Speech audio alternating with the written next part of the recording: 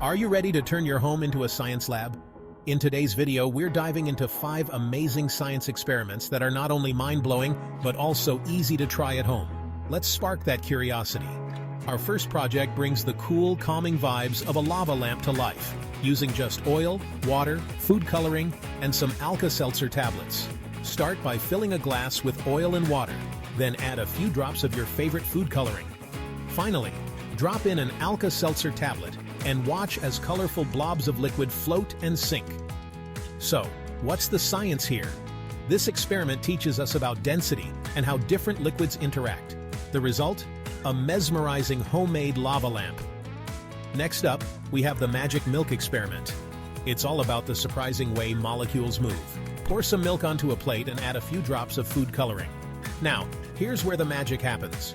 Dip a cotton swab into dish soap and touch the surface of the milk. Instantly, the colors swirl like crazy.